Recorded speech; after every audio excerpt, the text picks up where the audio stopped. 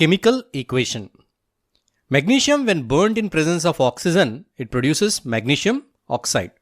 మెగ్నీషియంని మనం oxygen ప్రెజెన్స్లో burn చేస్తే magnesium oxide అనేది ప్రొడ్యూస్ అవుతుంది. ఇది ఒక స్టేట్మెంట్, ఒక వర్డ్ స్టేట్మెంట్.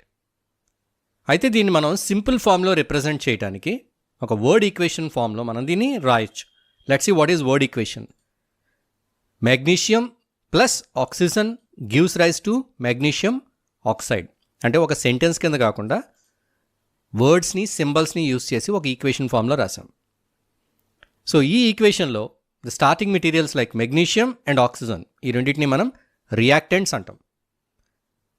అండ్ ఈ రియాక్షన్లో ఫైనల్గా ఫామ్ అయింది magnesium oxide. This is called as a product. ఈ రియాక్టెంట్స్ ప్రోడక్ట్స్ ఇవి రెండు కూడా ఒక యారోతో సెపరేట్ చేయబడతాయి. ఇప్పుడు ఈ యారో యొక్క హెడ్ ఎటువైపు పాయింట్ అయి ఉంది? It is pointed towards the products. So ఈ యారో పాయింట్ ఎప్పుడు కూడా ప్రోడక్ట్ వైపుకి ఉంటుంది. That means it shows the direction of the reaction. Reaction ఎటువైపు నుంచి ఎటువైపు జరుగుతుందో మనం ఈ యారో ద్వారా మనం అర్థం చేసుకోవచ్చు. అంటే ఇక్కడ మెగ్నీషియం ఆక్సిజన్ రియాక్ట్ అయ్యి మెగ్నీషియం ఆక్సైడ్ ఫామ్ అయింది. So the arrow is pointing magnesium oxide. And the reactants are always written on left hand side of the arrow and products are written on the right hand side.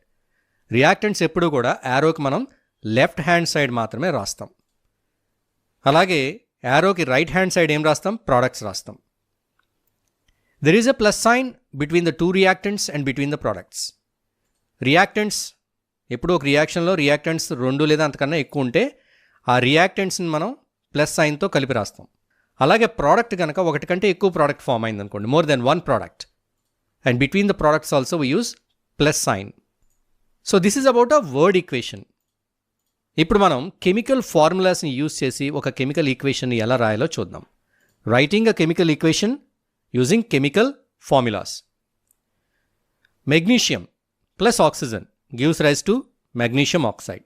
ఇప్పుడు ఈ word ఈక్వేషన్లో ఉన్న words ప్లేస్లో మనం chemical formulas రాద్దాం. మెగ్నీషియంకి Mg, ఆక్సిజన్కి O2 gives rise to MgO. Magnesium oxide యొక్క formula MgO. So చూసారు కదా, ఇది ఇంకా సింపుల్గా ఉంది. వర్డ్ ఈక్వేషన్ కంటే కూడా కెమికల్ ఫార్ములాస్ యూస్ చేసిన ఈక్వేషన్ ఇంకా సింపుల్గా ఉంది.